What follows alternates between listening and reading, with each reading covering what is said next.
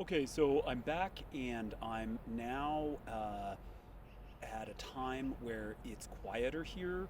The silos are brand new, so they've been working on them, and I really wanted to get a shot with them, and I had to do it here at sunset.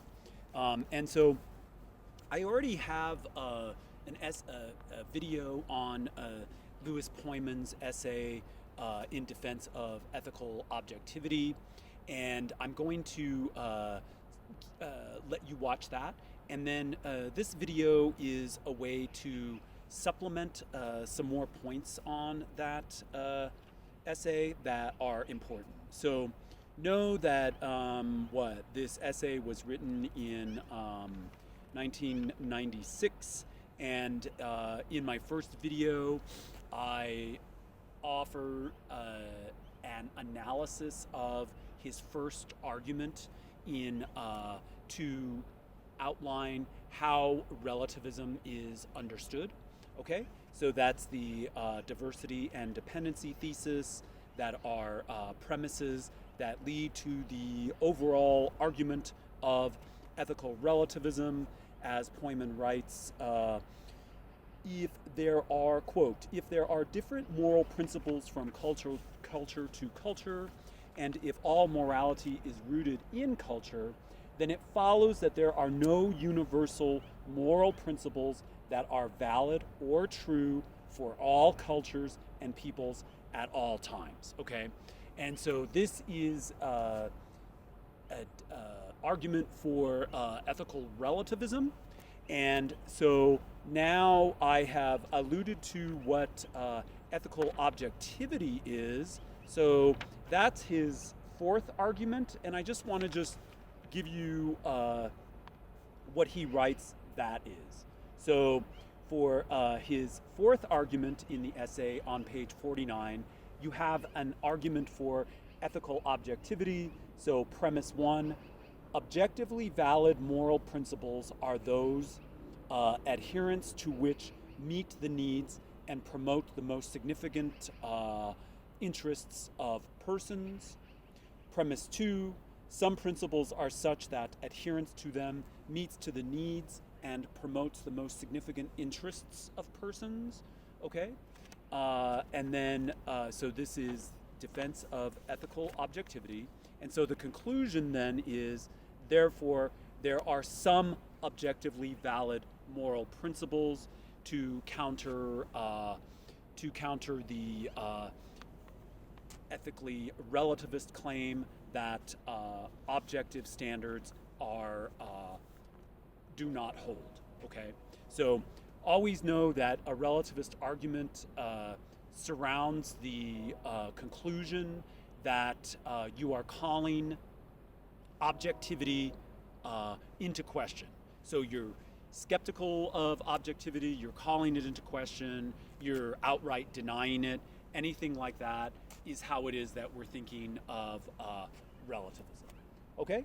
And then so let's just touch on argument two, which is Pojman's argument for subjectivism. So know that subjectivism is a slightly different classification of ethical relativism to be distinguished from cultural relativism. And so subjectivism is having to do with an individual's point of view as contrasted with an objective standard. So in other words, a subjective point of view is really, in a way, favoring the diversity thesis. So you could almost substitute. So with the diversity thesis, you could almost substitute society to society as individual to individual. So moral rightness. So I'll read you the diversity thesis. So moral rightness and wrongness of actions vary from person to person.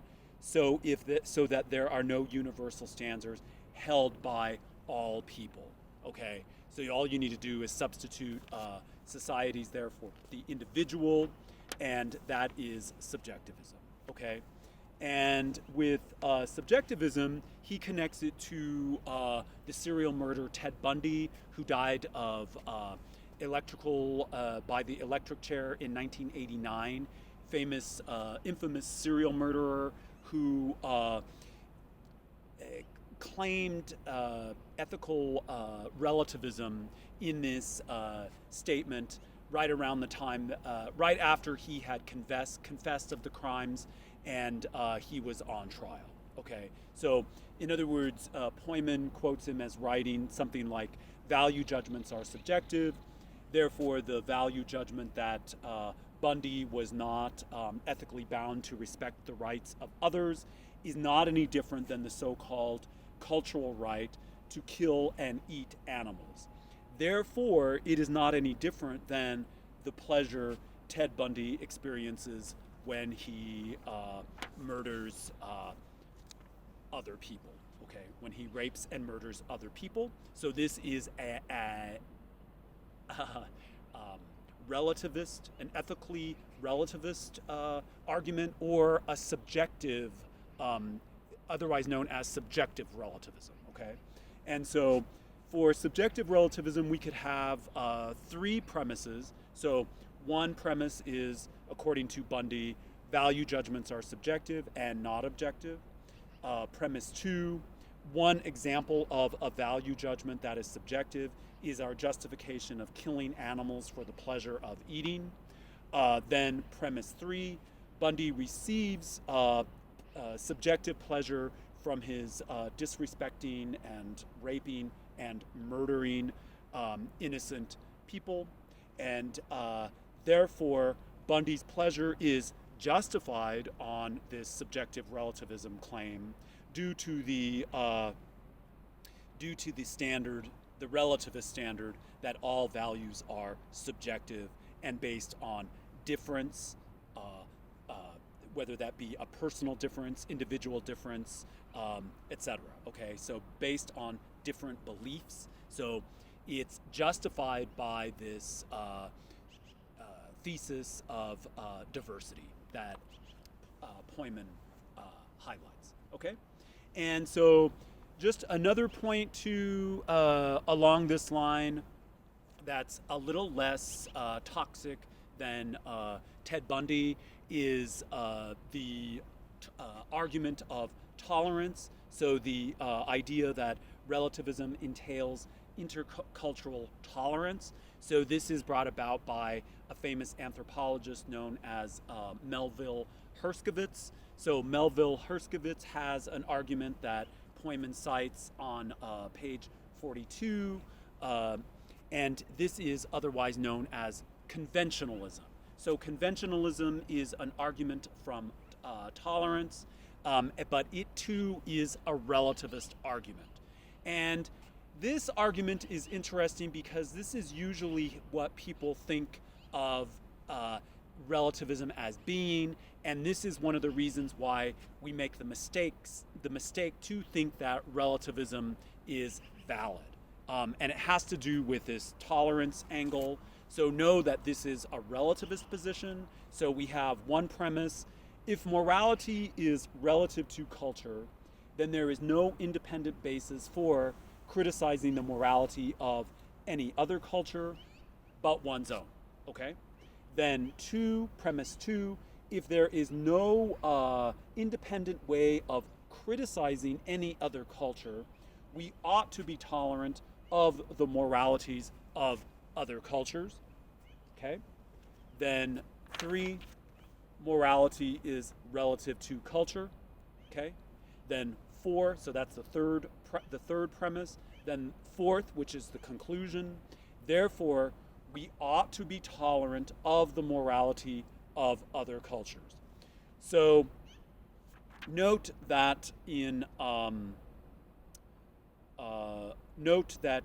this argument we have the idea that morality is relative to a culture, and this is also like the diversity thesis, whereby we're thinking that because different cultures and different peoples are diverse, that we must be tolerant of those people. Okay. Now, I think that what Bundy helps see, the bad case of Bundy, is that it helps us see that we have a gut reaction to Bundy's arguments, and one of the reasons we have this so-called gut reaction is because we do have objective standards by which we judge morality. In other words, we already call into question the idea of people being serial murderers, right?